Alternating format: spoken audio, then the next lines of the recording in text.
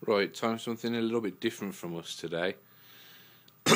In line with some demo machines we're going to be building, which are going to be based entirely on original console hardware.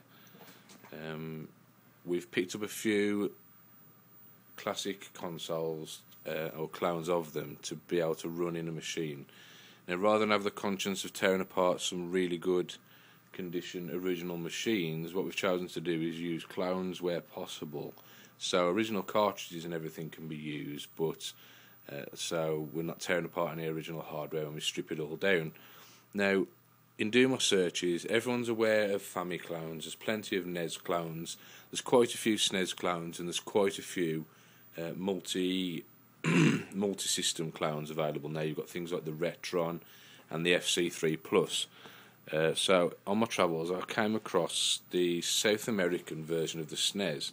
Now I'm quoting here, not from any particular source, but basically based on my own findings. This is what I believe was released as the South American version of the SNES. Because it was an official license from Nintendo, I think this system was made in the later days of the Super Nintendo to replicate the SNES as best as possible, but without using stupid SNES on a chip technology, which means a lot of games won't work. The beauty of this is South America was one of those countries that had both 50 and 60 hertz, a bit of a struggle between the two there. So some gamers had PAL games, some people had NTSC games. So to cater for that, what they did is they created this clone based on the SNES Junior, SNES 2, SNES Mini, whatever you want to call it, and just called it the Super Players. A bit blatant. It uses the Indiana Pacers logo for some reason, but as you can see, it's got some nice original SNES style British SNES, not that stupid horrible purple heap with Palmer Violets for buttons, American version SNES controllers.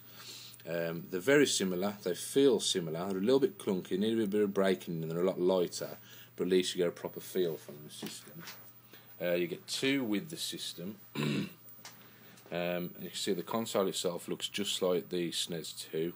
Got all the same ports, same AV multi-out cable, but it's got a 50-60 Hz switch built into the back. Now I know some people modify the original SNESs with the same kind of thing, but we didn't want to do that. We wanted one that would play out the box, and of course this system is brand new, it's never been used before, so technically there should be no real troubles, and because it doesn't use the SNES on a chip technology, it should be 100% compatible with all games, or well, most of the games. So what we do, if we pop in a game here, picked up a couple of games just to test it with. We've got some Jap ones on their way, but let's just test a couple of games here. So first off, we've got Street Racer. This is the PAL version. We'll pop that in. Okay, and there's no problem with the line in it or anything like that. It's set to 50 Hz on the back. Now forgive the messiness of this setup, I've just set this up temporarily in the office. Okay, so I haven't set that up properly. Let's try that again. You've got to remember these are old games. And there we go. You can see we've got Street Racer running there. Now that's running in 50 Hz mode. It's very difficult to try and get a full clear picture. Right, now it's running 50 Hz mode. You can see there you've got the borders at the top and the bottom. And if I just hit the switch over here,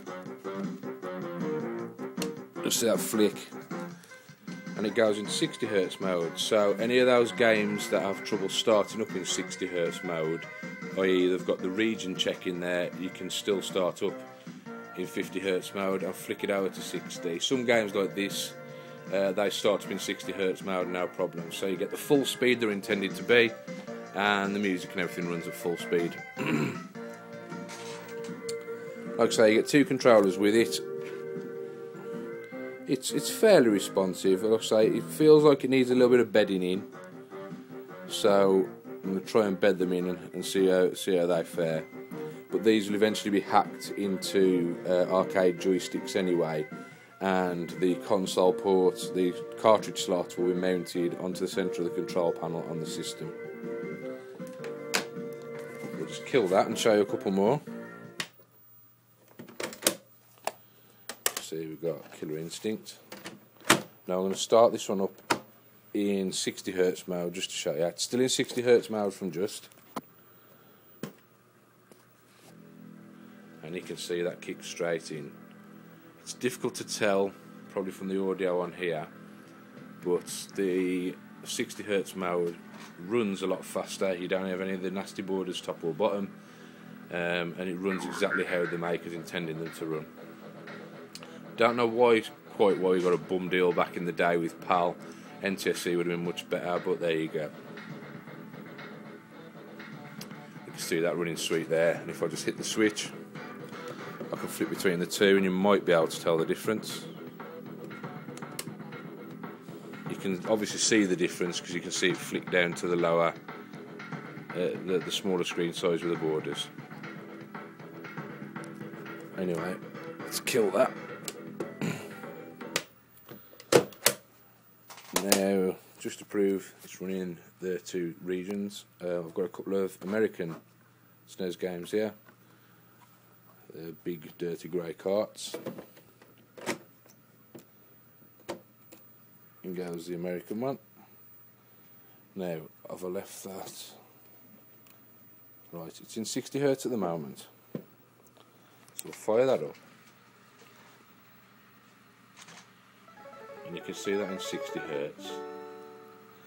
Now while a fight's going on, I'm going to switch it between 50 and 60. This game you can really tell when it's been slowed down. So we've got nice full screen size there. It appears crisper and a lot smoother when it's in 60Hz mode as well, if you ask me.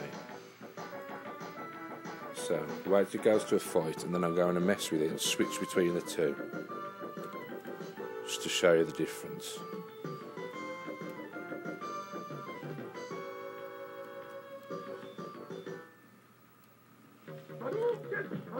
Right, that's full speed.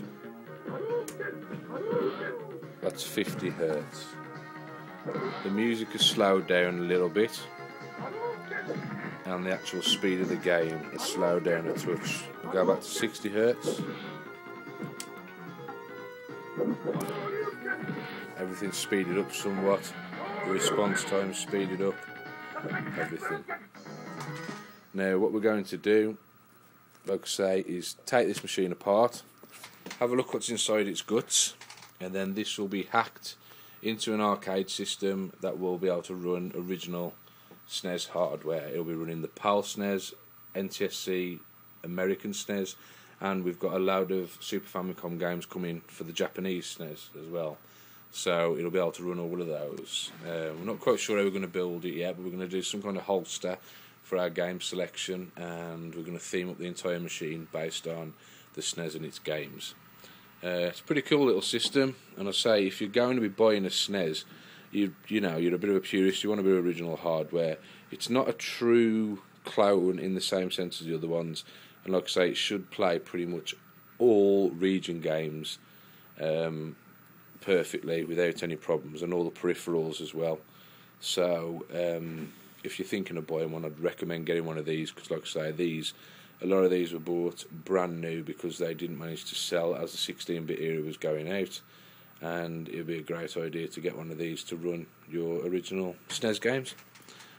We look forward to seeing it in a system, a proper arcade system. There's a lot of games that will play brilliantly, especially like the ones I've just demonstrated, and you'll see the progress posted on our Facebook page.